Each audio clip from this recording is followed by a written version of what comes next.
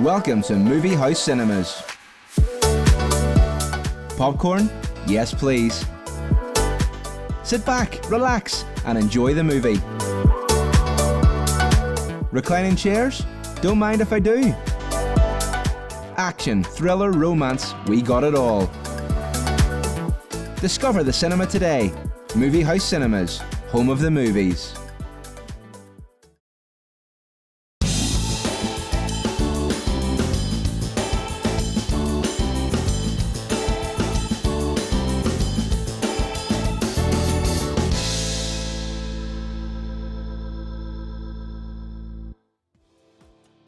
Good evening, and welcome along to part 2 of our Christmas special here on Robin Elliott tonight. Coming up on the show, I'll be chatting to Eurovision legend Dana.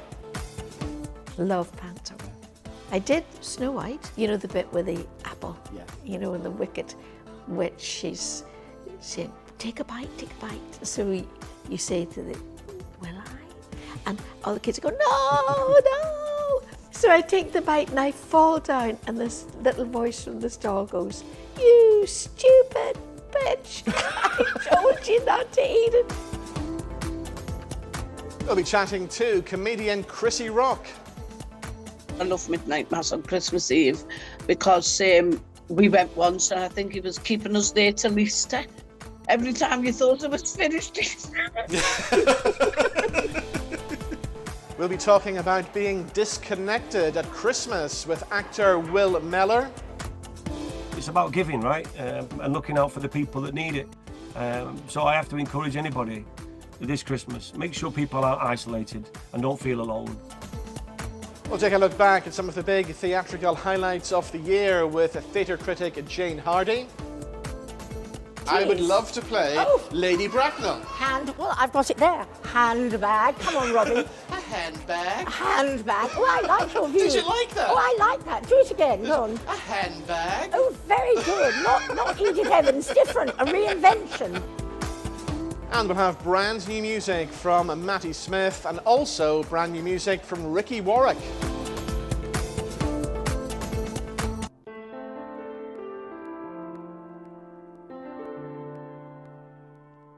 But to begin the show this week, I've been catching up with our very own Mr. Showbiz, Paul Martin, and we recorded this earlier in the week.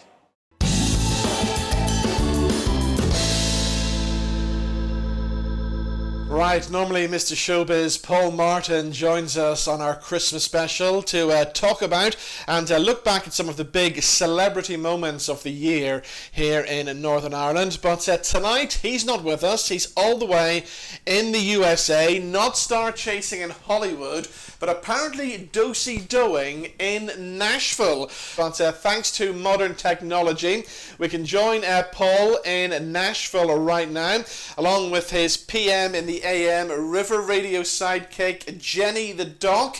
They drop in live from the United States. Paul and Jenny, I see you on our link up. Do you read me? Hi Robin, yes, we hear you loud and clear. You can probably hear the music in the background here in Nashville, Tennessee. Happy Christmas to everyone. Sorry you can't be there. And there's one thing actually since we've been here, before we even get stuck into the top 3 showbiz moments of the year in Northern Ireland, there's one thing that keeps following us around this town everywhere we go. Yes, and that is, guess what? The one and only Robin Elliott. Literally, we walk into every bar, restaurant, honky-tonk bar, whatever type of bar you want. Different types and styles of bars. As soon as they hear Northern Ireland, guess what? We get asked, do you know Robin Elliott? Well, of course we know Robin Elliott. Everywhere we go, Robin. Well, do you know what? I had a fabulous time in Nashville earlier this year. I met a lot of great people, so I can't wait to get back in around March 2025. But never mind all about my big TV show. If anybody's been watching Sky TV or any of the major websites or news agencies over the past few weeks, you can't have escaped that every 15 minutes there's been trailers of what looks like a very dramatic Boyzone 3-part documentary coming to Sky Documentaries in mid-January. And we have a little clip of the Boyzone documentary trailer. Have a look at this. I think, you know, after 30 years, now's the time to talk about it. That's all that matters to me. Well, there we go, Paul. It's time for the guys to speak after 30 years tinged with tragedy with Stephen, of course. I'll actually be down in Dublin for the premiere in January, but you are appearing in this mega documentary. So can you give us the inside line then as to what we can expect? Yes, I'm a bit nervous about it, to be honest. The Boyzone trailers have been everywhere, and it's not going to be, I can't tell you this, it's not going to be your normal kind of TV documentary, all airy-fairy, all about their greatest hits. It's dark, it's quite, what would you say, controversial. It's the first time they've talked in 30 years, and I am the only journalist on it, you're right. So we might need your help, Robin. It might be tears in the Martin household.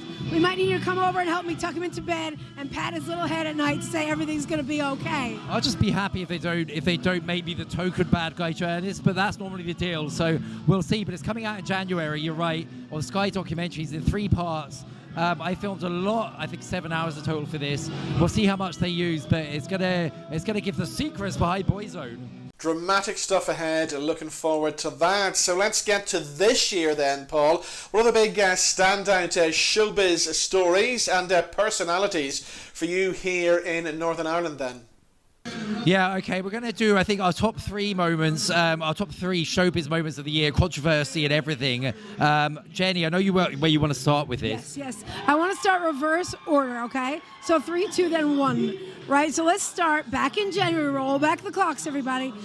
Does everyone remember Thompson's Garage of the Fitzwilliam? I'm talking about Marcus Rashford. Yeah, Marcus Rashford. It was on the front pages. It was on World News. He decided, of course, on his mad night in Belfast, a bit like Jenny there with the booze. It was a mad night, which nearly ended his Man United career, of course. He was the poster boy at Man United till then.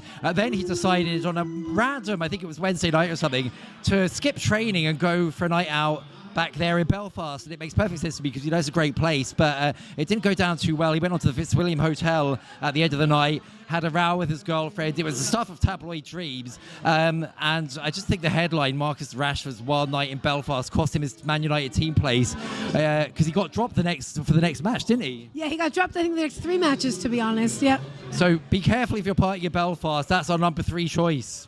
Well, it's certainly one of the craziest and unlikely controversies that we've seen in a long time, and of course it made headlines right across the world. So, okay, which other showbiz shenanigans really got your attention this year then? Yeah, okay, as second position for the showbiz news of the year in Northern Ireland, I think it has to be, I'm going to double up on this one. Okay, we're going to talk splits, marriage splits. Okay, so do you want to start with Eamon and Ruth, yes? Eamon and Ruth, exactly, that's it, Jenny. Eamon Holmes and Ruth Langsford, I think everybody was surprised by that. They seemed like the perfect, power couple on the screen, everywhere you looked. So his breakup with Ruth, I think Eamon's bouncing back okay. He's already moved on to a new relationship, so he's doing okay. But certainly in terms of tabloid and showbiz, that was a big story. Bigger than that was Rory McIlroy's. Well, because you got involved with this second one. You were in the newspapers about Rory, correct? I feel like I've been quizzed here. Yes, I was indeed. I was in the Daily Mail a couple of times about it. It was all my fault, apparently, Robin. It was all my fault when Rory McIlroy announced his shock split, his marriage split, which wasn't really a marriage split. Well, him and Erica Stoll announced they're getting divorced. He took off his ring. He went to play golf, and his game got better. I think he won a tournament. Yeah. And then they announced, never mind, the divorce is off. And then his golf got worse again. I think it lasted approximately 5 days. Rory McIlroy announcing that his marriage was over and he had filed for divorce. And of course, the divorce papers. It's okay, Jenny, you can get the drink. Cheers, everyone back there. He announced that he was getting the divorce, and even the court papers were leaked to the press. So that got us all into a frenzy. Then about a week later, he announced, with another public statement, of course, that they're getting back together again for the sake of their daughter. So it's all been a bit strange. It made Eamon Holmes' breakup look a bit more straightforward in comparison, so that's saying a lot. So I think number 2 definitely has to be the Northern Ireland marriage splits. All that drama going on, who are you going to give the coveted number 1 slot to in this year of Northern Ireland showbiz? Okay, our number 1 position for the showbiz sensation of the year. I did not think I'd be saying what I'm about to say if you'd asked me in January or last year at the Christmas special. Well, you've become their biggest fans. Their #1 fans, to be honest. We're talking about Kneecap, Robin. Kneecap have been on the agenda in Northern Ireland for a couple of years, but the last couple of months, this is why they've just nudged into the top 3 in the #1 position. They released their big movie at the Salt Lake City Music Festival, along with a big PSNI graffiti truck, and then they go and perform on Jimmy Fallon. It's a huge deal for these Americans. They performed there last month, and then of course it had to happen, and it's the mark that you have really made it. And I can't believe we're saying this about Kneecap, but the mark that you've really made it about a week after performing of Jimmy Fallon, the ultimate nod that you are the big showbiz story, which is why it's our #1 pick of the year. Guess who interviews them? Elton freaking John. I mean, when Elton John pops up and interviews you instead of you him, you know you've made it. So incredible. He said that they thought Kneecap were... He loved their energy, their creativity, and their music. I mean, he's a super fan like us. So Kneecap, a movie out, a top-selling album, Jimmy Fallon show live, and Elton John, all in the space of the last 2 or 3 months. What else can we do except give them the #1 place? That's it. They have to get #1, yes. Kneecap #1, Robin. There you go. Well, there we go. Mr. Showbiz and Jenny the dog joining us all the way from Nashville, Tennessee. Good to see you both. Have yourselves a great Christmas.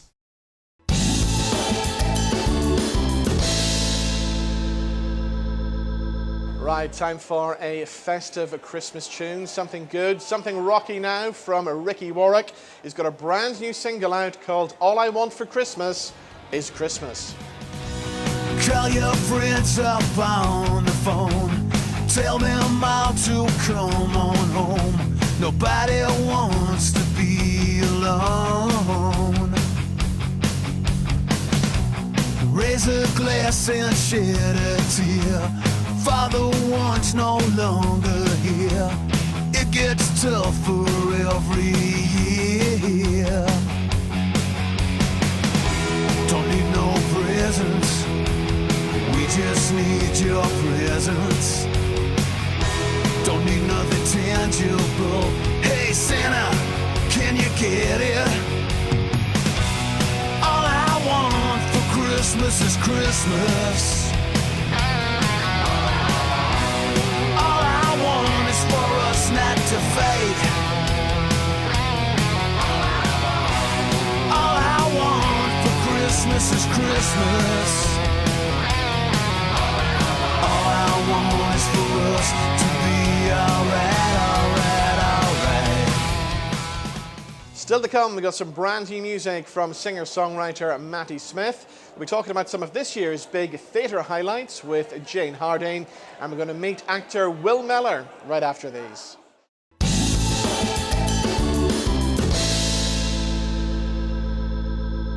Heading to the North Coast, the Jet Centre in Coleraine offers entertainment for everyone. There's an 8-screen movie house cinema with all the best movies, 10-pin bowling, a massive arcade, soft play for the wee ones. Outdoors, there's a mini fun park and gem mining, plus an 18-hole floodlit mini golf course. Rain or shine, there's something for everyone here at the Jet Centre. Find out more at thejetcentre.co.uk.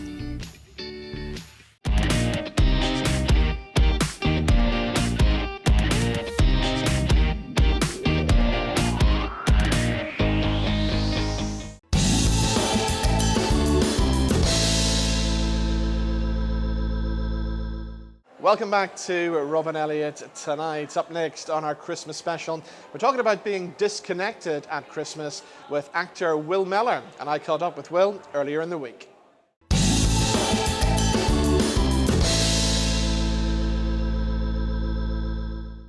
So next up on the show, you've seen him playing bad boy Harvey Gaskell in Coronation Street. You've seen him on Mr. Bates versus the Post Office earlier this year. It's actor Will Mellor. Thank you for joining us. So we're talking about being disconnected at Christmas now, and data poverty, which is actually a thing. So talk us through this new research then. Were you surprised by any of the findings? But do you know what? I wasn't aware of data poverty in itself, because you don't even think about it. You know, when you pick up your mobile phone or you go online and whatever you do, and you just take it for granted, I think, a lot of the time, because you have it. And then when I found out that 1.9 million people in the UK, in UK households, are living in data poverty, it shocked me, because I thought, well, how do they do things? Because our lives are on mobile phones nowadays, and it's a shame that it's got that way, because I'm of the generation that I remember without the internet. I remember not having a mobile phone, or when I did have a mobile phone, it was just for making calls and playing Snake. Remember that? Yeah. Things have changed now. Your lives are online, and this campaign came around, and I realised that O2 are giving data away for free to people who need it. You know, to imagine being without data, not being able to be online, so you can't apply for jobs or send off your CV, or you can't even book a doctor's appointment now without being online. But then, more importantly, imagine at Christmas time you can't talk to your loved ones that maybe they live in a different country or they live in a different place. You can't use WhatsApp, you can't message. You know, it's so isolating. Now, you mentioned the data banks. There are 70 of these opening throughout the UK. This is like a food bank for data. So you can go to any O2 store, and then you'll get an O2 SIM, and you will get 12 months worth of data. I think it's 25 gigabytes of monthly data for 12 months, enough for 275 hours of internet browsing, just to stop you from feeling isolated, help you get back on your feet. And it's one less thing to worry about, because if you can't afford data, you're struggling. You know, you're going to make choices whether you can afford to feed your kids, or, you know, and this is for people like that. And I think the way it is now, the rich are getting richer and the poor are getting poorer. So the more we can do for these people that are on the breadline who are struggling, then this is one less thing for them to worry about. And what was life like for you growing up? Because I think I'm right in saying you came from a pretty poor background. You were living in poverty. Well, I didn't know that we were as poor as we was, because on the estate that we lived in, I suppose we were all in the same boat. So you got nothing to compare it to. It's only when you look back I realised that, you know, ice on the inside of your bedroom window, and we were sleeping in coats, and all my clothes came from jumble sales. Which I loved. I thought it was like an event. You go to the church and there was clothes everywhere. And I didn't realise these were clothes that people had thrown out, or, you know, they're given to charity for people like us who couldn't afford clothes. I had 4 sisters. One of them was disabled, and so it was a real struggle. I know my mum had four kids under 5 at one point, and my dad was in prison for a while, and we used to have debt collectors and stuff come to the door. But I didn't know then. I used to think it was a game. Every time there's a knock at the door, my mum said, "Find the best hiding place," and I didn't know why. But obviously now it's because we owed money out. But do you know what? It's something to be said that, you know, I'm very proud of where I came from, and also we were always clean, we was always loved, and you know what? That's all we needed. I didn't need designer labels to feel special. So yeah, it's only looking back that I realised how much of a struggle it was for my mum and dad. Now, we saw you recently on TV in Mr. Bates versus the Post Office. That was a pretty special and important TV show.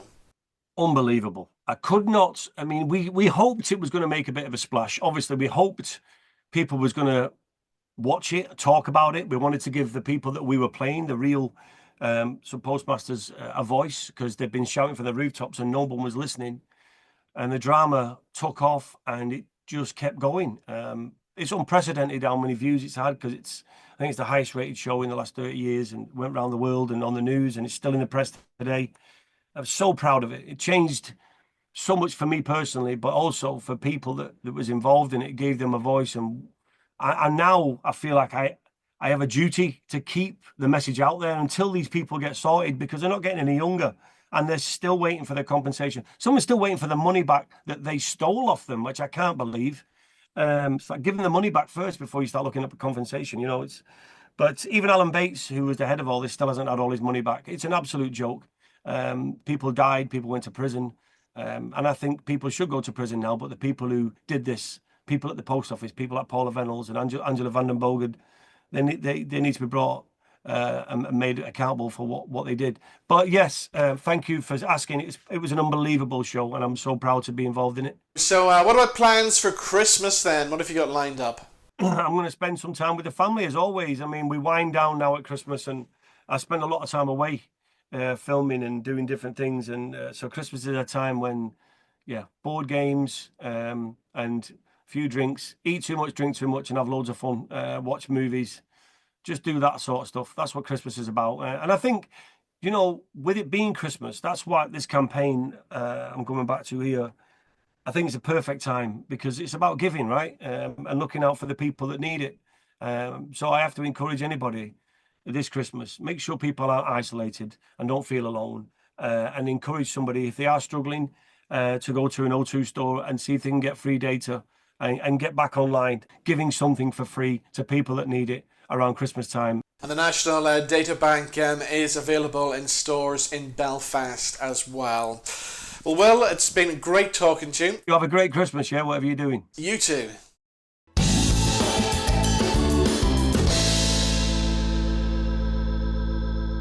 So next up on our Christmas special is a lady who I've spent many nights at the theatre with over the past year, and she's here to give us her theatre review of the year. Theatre critic Jane Hardy, how are you? Oh, I'm fine. Yes, the scribbler in the stalls. Indeed, That's how I'm known. Yes. Let's talk Christmas shows first, Yes, because I mean, okay. there's so many of them. There Isn't are there? so many. I've heard very good things. I'm going to be honest and say I haven't yet seen it because of a bug, actually.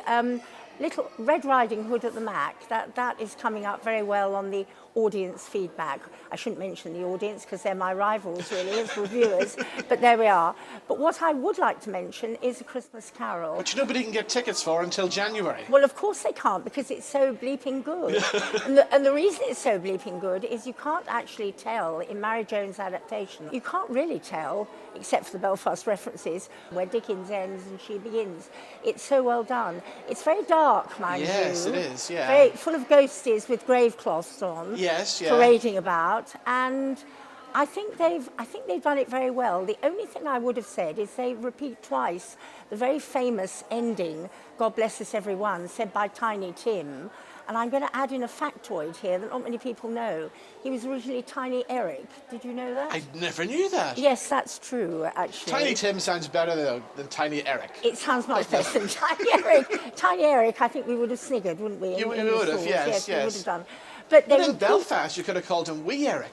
You that could would have have called worked, him wasn't Eric. it? Now that would have worked very well. We've got a whole new character developed here on the sofa. Brilliant. Let's take a look back through the year in the Yes. theatre then. I mean, Okay. I dread to think how many productions we've both Well, I seen know. this year. But One of the themes this year was Shakespeare, wasn't it? It was Shakespeare time at the Lyric. Now, we all got very excited at the start of the year when we heard that in the summer they were going to open up their outside space and have a kind of a bit like Regent's Park Open Air Theatre, essentially, only in Belfast, by the Lagan. How brilliant we all thought. And then we thought, no, the weather, we're not sure. And indeed, it was torrential rain on the night I went, but you could say rain did not stop play. No. They went on brilliantly. What wasn't on and on about it was the fun, or rather what was. You sensed that this was a world, and you got the otherness of the fairy world extremely well, I thought, in Jimmy Faye's production. What was good was that you sensed anything might happen next. There was world music, there were fairies who were differently abled, and that went down very well. It was a whole other sequence of worlds. And of course, actually, Midsummer Night's Dream, you all think how lovely in summer, you know, go and enjoy yourself. You do enjoy yourself, but it's quite a dark play because they're going to be punished for loving the wrong people. Yeah. And at the end, there was a very interesting sequence with a car in the distance, and the two women, Helena and Hermia, did a kind of Thelma and Louise, and they escaped. So that was quite interesting. what about Richard III as well? Because opening night, I think it was the longest standing ovation in the history of lyric theatre standing ovations. It was, and I know critics who said it was a landmark performance. I had mixed feelings. I felt it was a very brave and ambitious performance, and we have to say that Michael Patrick, who mainly played Richard, is himself disabled and has developed very sadly motor neurone disease. I think he gave a very good direct account of it, really. And what was good, that was we seemed able to divorce somehow the idea, which was prevalent in Shakespeare's time, that disability was somehow to do with inner badness, inner deformity. No, not at all. This was a guy who chose an ambitious path. He pursued it. it led to battles, it led to death, it led to My Kingdom for a Horse, it led to all sorts of things. By the way, I quite liked the battle. There were mixed feelings Battle was about good. that. No, I liked the battle. I Did thought you it was like very the well battle? done. I did. Yes. Yeah, I liked that. I like the plastic bottles here and there. I Yes, thought were yeah, good. exactly. And the wheelie bins. And the wheelie bins. And the wheelie bins. Don't And forget them. And I must actually mention Paula Clark as well, who's kind of leading the way for deaf actors out there as well, who was superb in the show. She was absolutely outstanding. You really didn't sense that she was differently abled, if you like. I mean, she was simply a very excellent member of the cast. I agree with you totally. Yeah. Yes. One of the things that shocked me most this year was we know you for your going to see your proper theatrical shows and everything, but you went to see a group of male strippers this year, didn't you? I did. Is that the first time you've done this? No, it isn't actually, because there is another show. I went to see the Full Monty at the Grand Opera House. Now, that was superbly done, and it's a very dark play. It's about unemployment and men in Sheffield not having anything to do, so they have to get their kit off to make some money, essentially. So, I mean, that, and if you know the film, you'll know the story. That was brilliantly done, and that segues in very nicely to Dream Boys. Yes. Now, I did indeed. I took my opera glasses and I went along to the Waterfront Hall, and it was a stripped back show, which means that because of the shenanigans that went on at, I gather, one of the hotels a while ago, allegedly, they've not allowed them to go the Full Monty, and I sense that actually you were disappointed. Well, I was disappointed, and oddly, I sense that the performers were actually quite disappointed. So what made the show? Well, what made the show? Two things. One, shapely posteriors. They made the show. We saw quite a lot of those in different contexts. The other thing that made the show was people going on the stage. Now, looking at me, you may be surprised. I was actually one of those summoned, but I said no. I'm writing about this. Yes, we all have to say But lots of young women went on stage and were manipulated into various compromising positions, allegedly. I mean, it was all good fun. But at one point, I thought, are they being slightly manipulated? But actually, no, they weren't, because I interviewed them all afterwards. And Barbara, with the spectacles, told me and the ladies that she'd had the best time ever. There we are. There we go. So there we go, your theatre review of the year. Looking ahead to next year, anything you're looking forward to seeing? We've got lots of things happening in the Lyric. Lots of things. I'm looking forward to the importance of being earnest at the Lyric. Me too, yes. There was an all-male one a while back, and I didn't think that entirely worked. Some people were very, very keen. Yeah. But I'm looking forward to Lady Bracknell. Will it be a male lady I would love to see or a female lady? Because you know that is something that's on my wish list to play. It I would is. love to play Lady Bracknell. Well, I've got it there. Handbag. Come on, Robbie. A handbag. A handbag. Oh, I like your view. Did you like that? Oh, I like that. Do it again. Go on. A handbag. Oh, very good. Not Edith Evans. Different. A reinvention. Brilliant.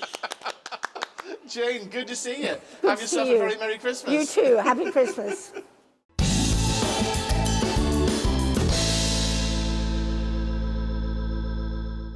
Right, time for some brand new music, and a new song from singer-songwriter Matty Smyth. It's called Find Me an Angel, and here's Matty performing live in our Christmas Snowdome.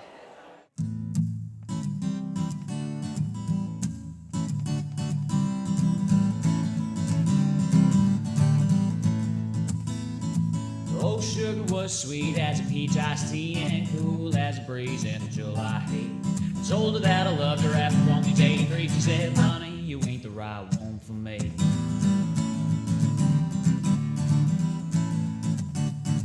Now, Missy had a history breaking young boys' hearts, but I went all in and revealed my cards. True to her rep, she took all I had and dropped me quicker than the liquor. From drunk and tan, I've been up and down and swirled around by girls who thought I'd be getting down on the knee for that I bleed for. Playing me like they're on a sing-song. They come, they go, and with them taking the little part of my poor soul. But one thing I won't let them take away is the faith that I find me an angel someday. Our cookie was exactly what she said on the tin. Pretty on the outside, but nothing. The devil had his horn tucked into the side. If I was still with her, I'd have probably died. I've been up and down and swirled around by girls who thought I'd be getting down on a knee for that I bleed for. playing me like they're on the sing song. They come and they go, and with them taking the little part of my poor soul. But one thing won't let them take away is the faith that I find me an angel someday. Hey.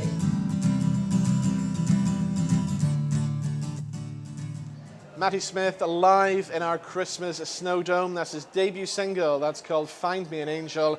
And you can expect some more tunes from Matty in 2025. Still to come, we're chatting to Dana and comedian Crissy Rock right after these.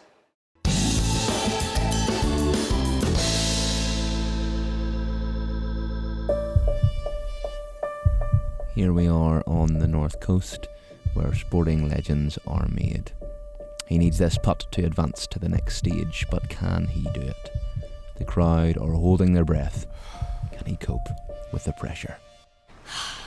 Dad, would you take the shot? Yes! Yes! Well.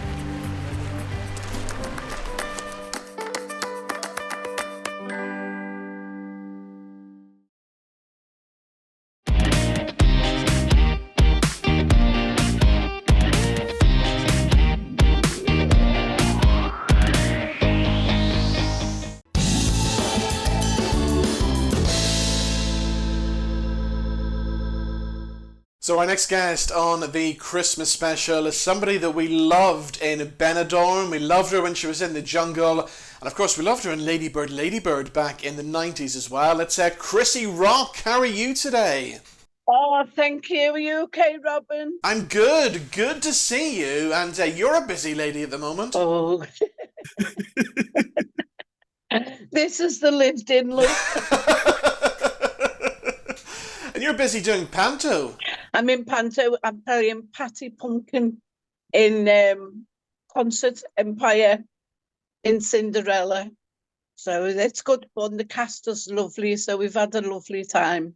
And panto is great, but it is hard work.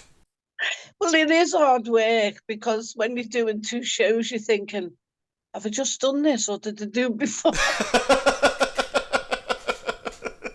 Now, some good news, Crissy. You're coming back to see us in Northern Ireland next year.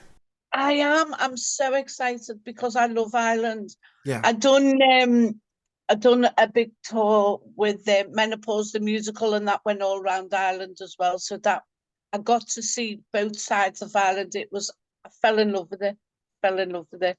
So, you know, maybe my roots somewhere down the line. Now, when you're coming back to see us in January, you're coming with my good friend Gareth Fulton. I know, he's amazing, he's lovely. And we've got Sean Foster Connolly, so he's fantastic. He was in Benidorm as well. Holland and Wolf Welders Club in Belfast on the 23rd. The Maldron Hotel in Derry on the 24th. The Balmoral Belfast 25th. And the 26th, excuse me if I don't pronounce it properly, is it White Abbey? The White Abbey RBL. And the Odds Bowling Club in County Down. So what can we expect from this show then? Are you going to be doing your usual stand-up stuff? I'll do my stand-up, yeah. So I have to speak slowly so people can understand what I'm saying.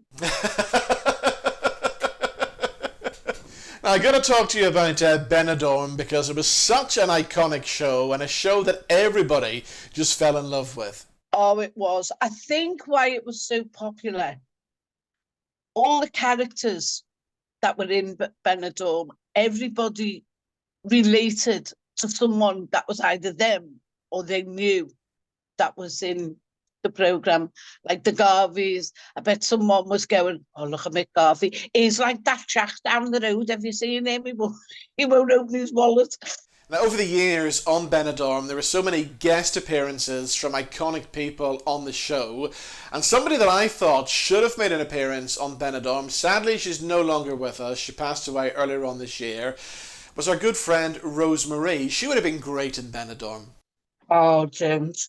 You know, last year when we were in the Blackpool, because we do a Blackpool weekend, she came along to the Blackpool weekend and she was so excited. She'd just got a new flat. Everything was going great for her. I loved her. But when I found out that she'd passed away, I was devastated. I thought, oh no. It was so sudden and such a shock. I know. It was just, and she wasn't that old neither, you know, and she always looked healthy. Yeah. You know, live your life as best you can, and because you never know what's around the corner. And God love her, I hope she's looking down on us all. But this time, because she said, you'll have to come to me flat, Crissy. And I was with her only a couple of weeks before she passed away. Oh, God love her. And at this time of year, we tend to think a lot more about the people who are sadly no longer with us. It's a weird time of year, isn't it? I know. You just think, well, you just raise a glass to absent friends, don't you? Exactly. Now, I mentioned in the intro Lady Bird, Lady Bird, which at the time was a groundbreaking film. It was a Ken Loach film. Apparently, if you want to be a social worker, you have to watch that film. Really? See what you do in that situation, like, but it was amazing. And to work with Ken Loach was unbelievable. You know, so, and he's a lovely person.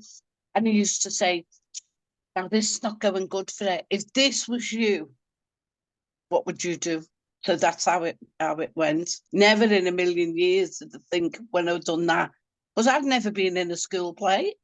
Yeah, and I was going, look, if you want to sack me, I don't mind, you know, but I'm not an actress. And he does everything in chronological order. But at least when it's in chronological order, you can get your brain round it. And have you got the day off for Christmas this year? Well, I've got the day off. I'm looking for the church to go for midnight mass, because I love midnight mass on Christmas Eve, because we went once and I think he was keeping us there till Easter. Every time you thought it was finished. So a quick midnight mass is what you're looking for? There's something about, I mean, I did go to church and that, but there's something about midnight mass that really makes you feel like, and then you think of all the people of, you know, are on their own. And see, I'm on my own by choice because I'm working and I'm not by my family. If for me to go to visit my family and come back, I'd have to go all the way there, 4 or 5 hours drive and 4 or 5 hours back. And I think of, you know, all the people who have got nothing and no one, you know, how sad it is for them, and everyone's going, ooh, you know, it's not about what you get and what you've got. It's about love more than anything. And when you think it's a token, that's what a Christmas present is, because the 3 wise men, gold, frankincense, it's a token. It's not like a big £2,500 flat screen TV with a wee box next to it or whatever they have. Well, we look forward to seeing you back here in Northern Ireland in January. Crissy, always good to talk to you. Thank you for doing this, and have yourself a very Merry Christmas. Have a wonderful Christmas, a Happy New Year. See you then. Thank you.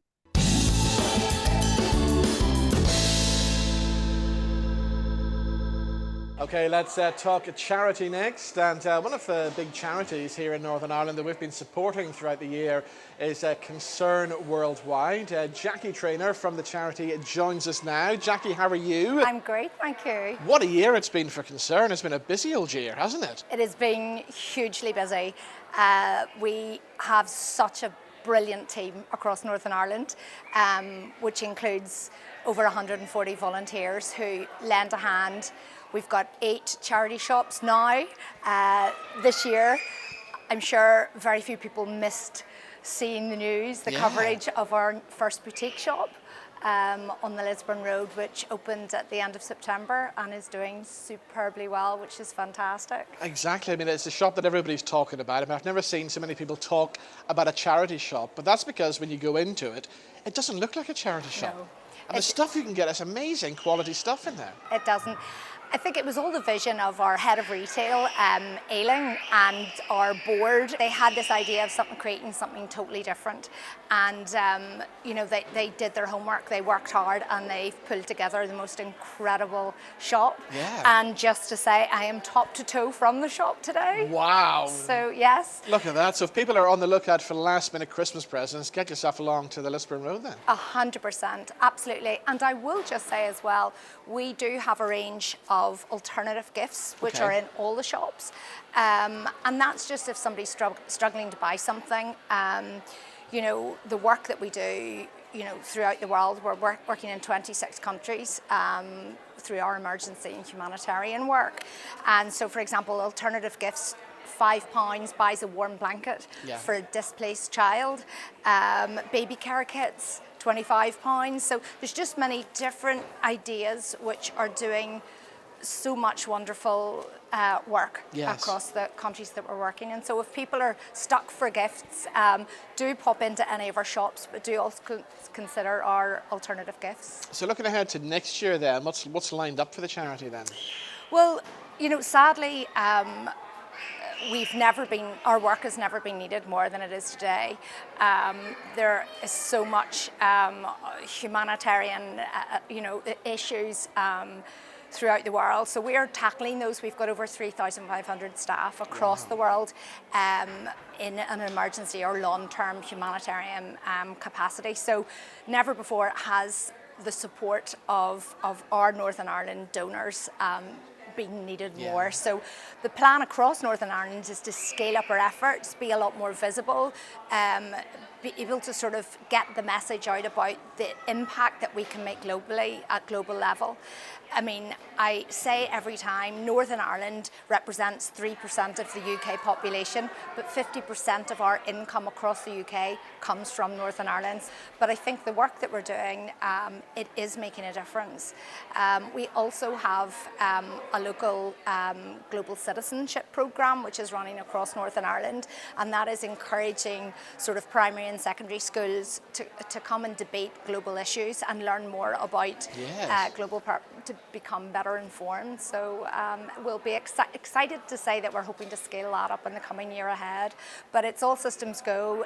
The fundraising team have got a calendar full of events, and another thing that we're trying to do is I am determined to see a sea of green at Belfast Marathon in May. So if anybody is considering participating, even if it's a leg of the marathon, putting a team together, doing the whole thing, anything to do with any event that's coming up, please consider supporting our charity. Well, if people want to get in touch with you, how do they do that? They can go on our website, all the information is there.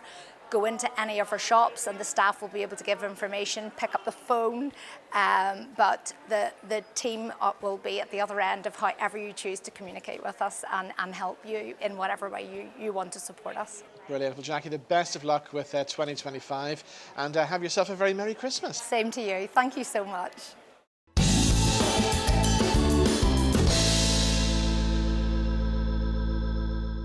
Still to come on our Christmas special, we got some brand new music from Dana, and we're going to chat to the lady herself right after these.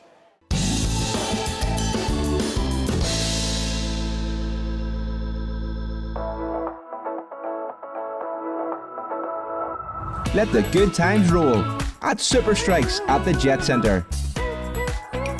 You can now book your lane online. We've got 14 bowling lanes and 4 mini bowling lanes. Plus we serve delicious hot food and snacks, or enjoy a cold beverage with your food after the game. Discover bowling today at the Jet Centre. Jet Centre, entertainment for everyone.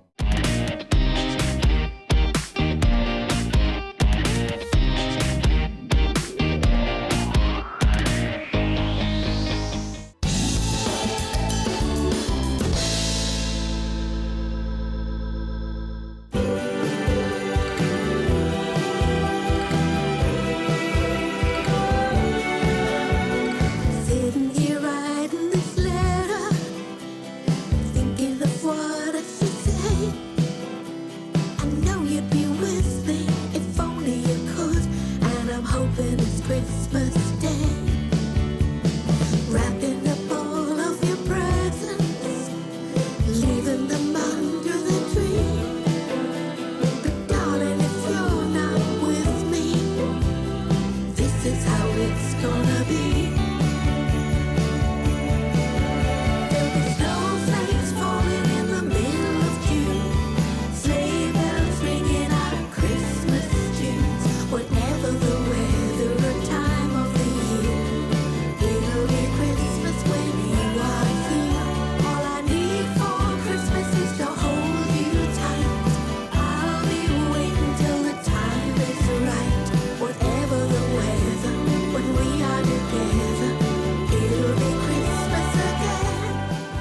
there we go. Brand new music, a festive tune from Dana. That's called Christmas Again.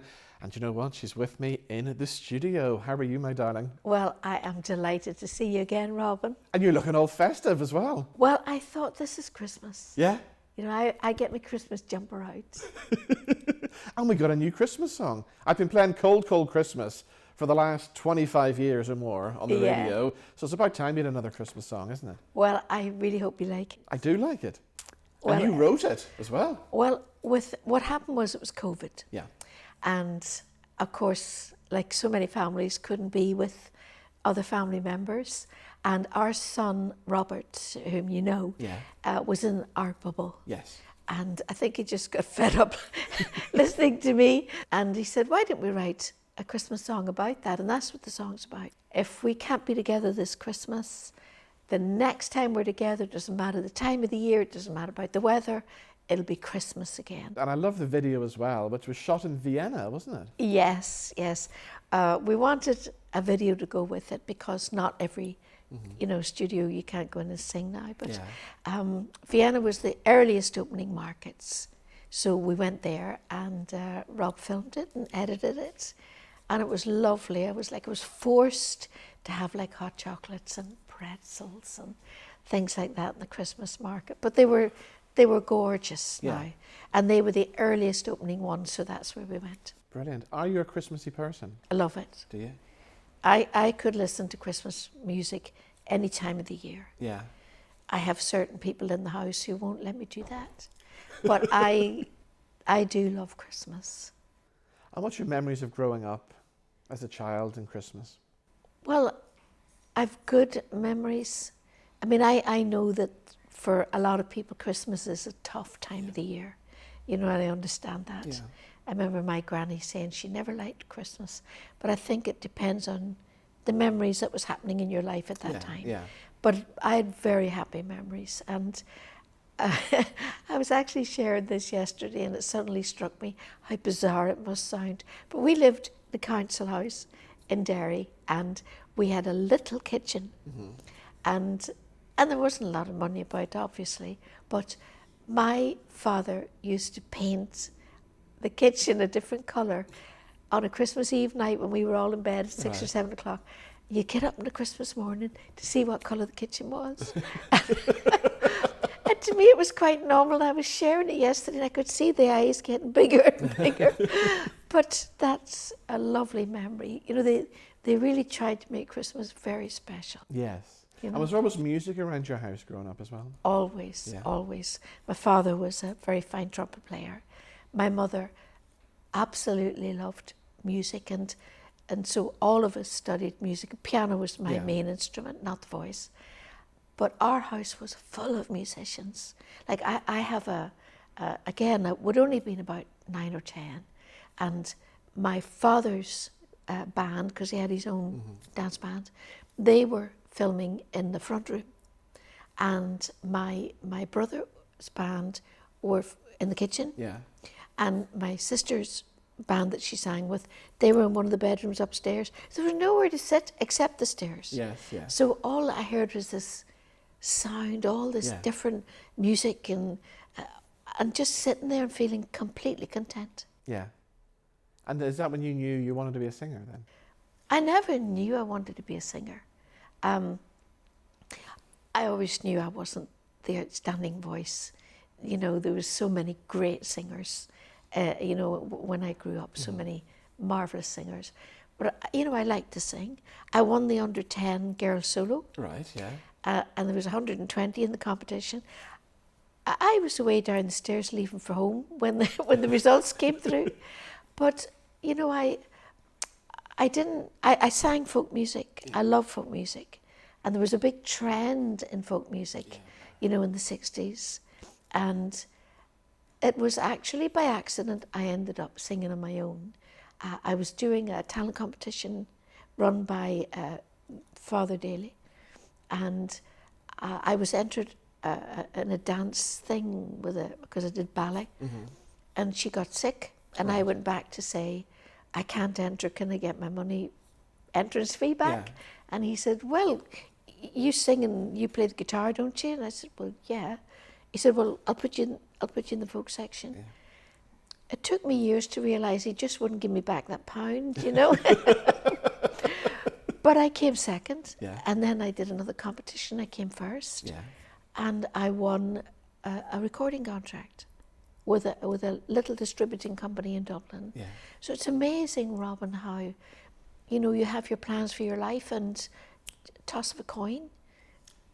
But then Eurovision would come along, and you were probably not prepared for the fame and the publicity that you got when you came back after Eurovision. Oh, that was amazing. Yeah.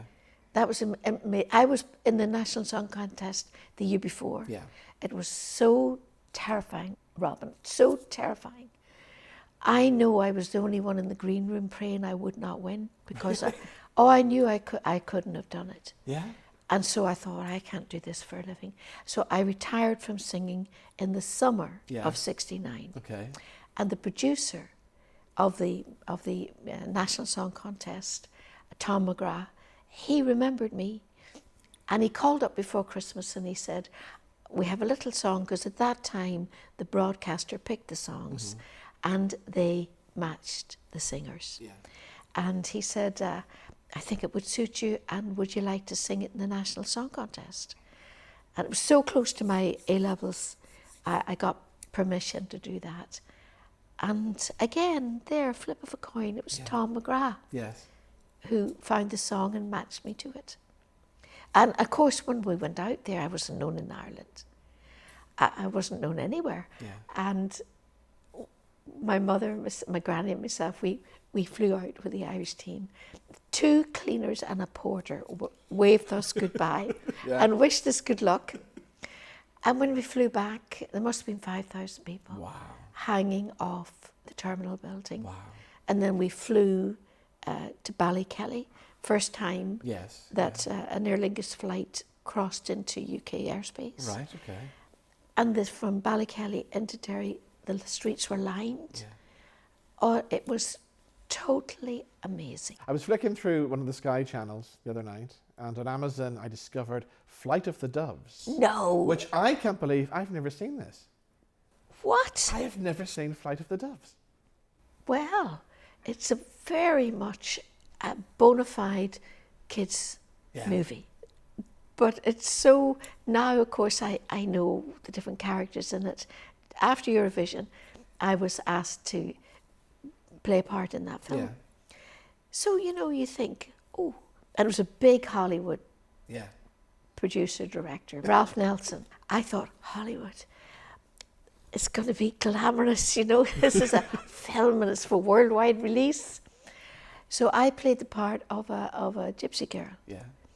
The first thing they did was they greased my hair down, they smudged my face, and the cardigan I wore had belonged to Eamon Andrews. It had holes in it, it had buttons missing. And I thought, this is certainly not what I imagined. So I'd get back to the hotels at the night, there were long days filming, and I'd wash my hair, get all the grease out, and I'd go back in the morning, they'd grease it down, you know. But it was an amazing experience. Jack Wilde, who was the Artful Dodger, and Ron Moody, of course, who was a brilliant Fagin as well. Oh, amazing, amazing. And the first day, we were filming in the ruins of Clonmacnoise, which is an old monastic site, and there was loads of people all around the place, and I found it very intimidating, you know. Yeah, yeah. And Jack came over to me and he just put his arm around me and he says, "Don't worry about that. You just look at me." Yeah. You know, he was very helpful, very lovely. Do you like the stage stuff? Because you did panto for many years. Love panto. Yeah. Love panto. I did panto very early on. Then I didn't do panto at all. And then after Grace, our first child, was born, I was given a choice. Did I want to do Snow White or did I want to do Dick Whittington? Right. And I thought I'd love to do Snow White. It had never been done, and the book had been written for Ruby Murray for the West End in the 1940s. Right. And for some reason, It had never been done since. I thought I'd love to do that. And it became the top panto all over the United Kingdom. Brilliant. For 14 years, I did it straight, and I loved every moment of it. We did it in Hull the first year, and the next year it went in the West End. Yeah. And we were in the Phoenix Theatre. And you know the bit with the apple? Yes. You know, in the Wicked Witch, she's saying, take a bite.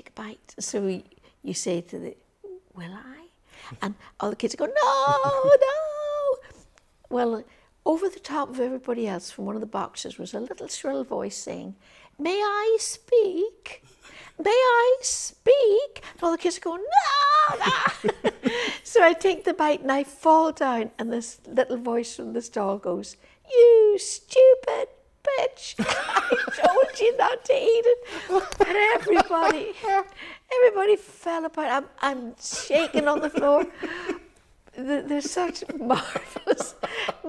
Was that you? Were you? Well, I love it. I just thought there, in all the years I've known you, right, I've never asked you, where did the name Dana come from? Well, it came as a nickname. Right. It means to be bold or to be mischievous.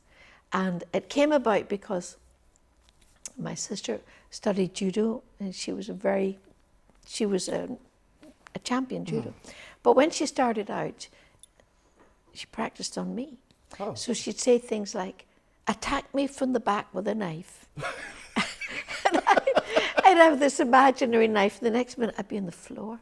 So I used to go into school and I'd say to the girls, where do you see this? Attack me from the back with a knife. And to Dana is you're bold. Right, okay. So then when I got that contract, I was told that Rosemary Brown was too long a name. So I took Rosemary Brown, Dana, which is a nickname, and Roisin married the Brune, which is longer than Rosemary Brown. But anyway, my class voted for Dana. Right, okay. And that's how I got Dana. Wow.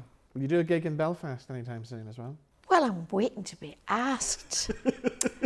I would love that. Yeah, we must make that happen then. One of the happiest pantos I did was in the Opera House. Yeah. And it was with Jimmy Cricket. Right.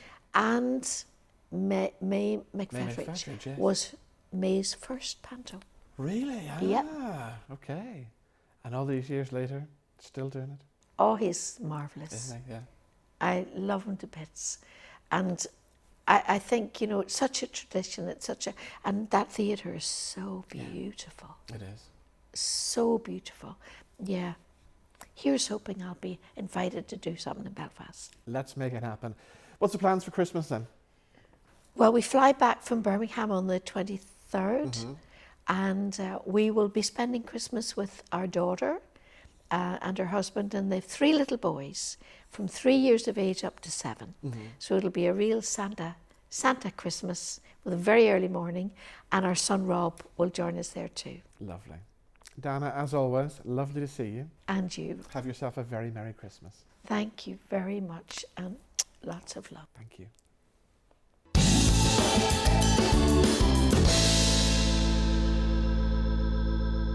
So there we go. That's all we have time for on our Christmas special. Thank you to all of my guests. Thank you for watching as well. And of course, have yourselves a very Merry Christmas and a Happy New Year. And I'll see you back on the air in 2025. Whatever